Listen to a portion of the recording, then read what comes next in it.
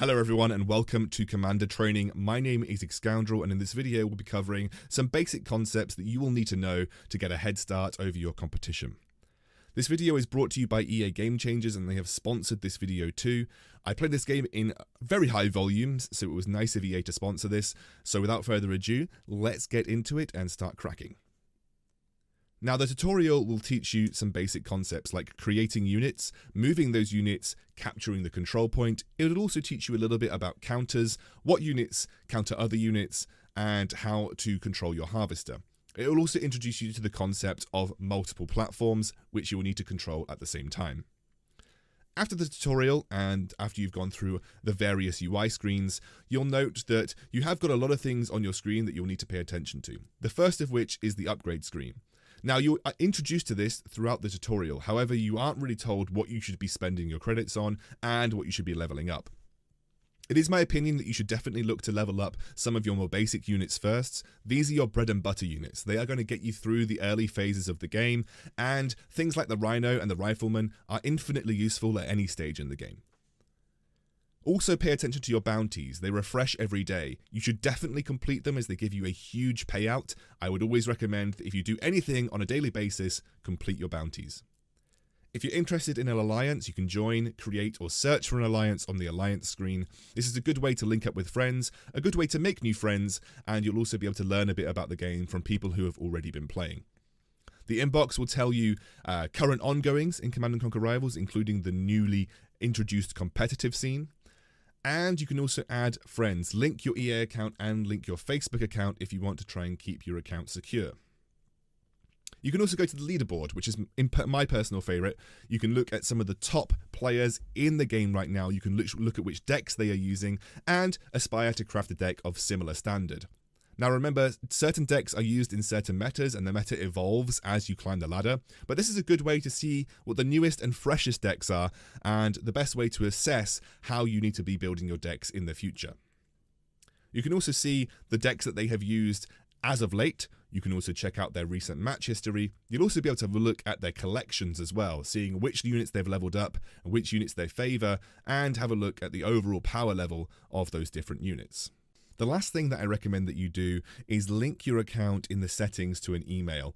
This will help protect your account should you ever lose access to your device or lose access to the app, and should you want to recover it, this is necessary to make sure that your progress is saved. I have lost an account, believe me, very important. So, moving into the game.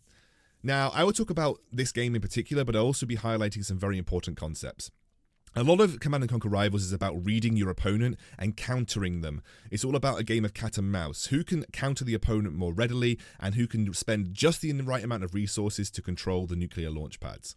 I saw a very early capture of this point on the bottom side of the map. Now at this level I automatically assume that is going to be an infantry-led assault, and so I pop out some shockwave troopers and these will help me clean up the infantry that my opponent has put down very readily.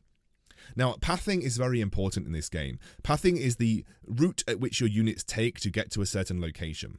The reason I have put my shockwave troopers in this anti-infantry choke point is the quickest way to path to the nuclear launch pads involves a direct move in a tile next to my shockwave units on the side here.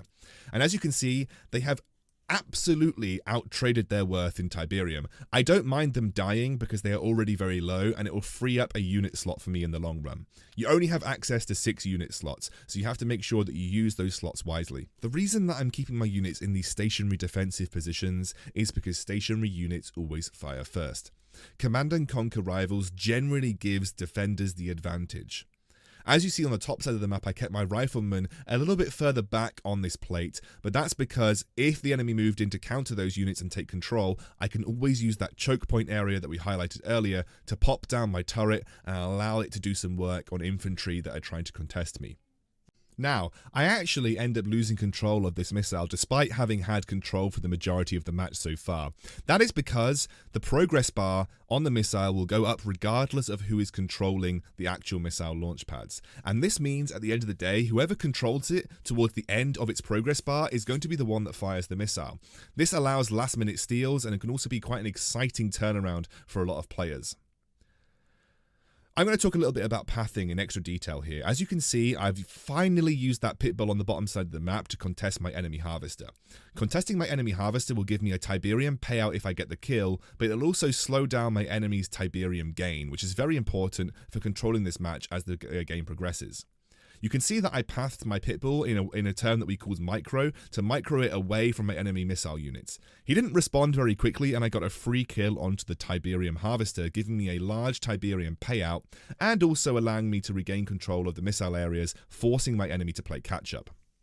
You can see that I've got lots of units on the field right now, so I send my Rhino into this choke point area, looking to get a little bit of excess damage off, but essentially sacrificing it to open up another unit slot. The more units that you have on the field, the longer the cooldown are for units in general, so you want to make sure that low health units do get sacrificed. Speaking of pathing that we were earlier, watch me change the pathing of those Shockwave troopers using Lieutenant Strongarm's special ability turret. I made him walk all the way round that pond because he was not paying attention, and that allowed me to get the missile off for free without having any more contests towards those plates. It was a really nicely timed special ability, and it shows the power and the strategical depth that Command & Conquer Rivals requires you to have to play at the top of your game. We are one missile apiece right now. The next missile decides the game. This missile always charges quicker than the rest, meaning that you have to react faster and contest more readily to make sure that this objective goes in your favor. At this point in the game, you should be looking to body block the entrances to your platforms as much as possible, and you can even do this with your harvesters. They can be moved like any other unit, and they are very tanky, meaning that they can take a lot of time to go down, and if you're using them to body block an entrance, that can be the deciding factor between winning or losing a game of Command & Conquer Rivals. I hope you've enjoyed this Commander training. See you next time.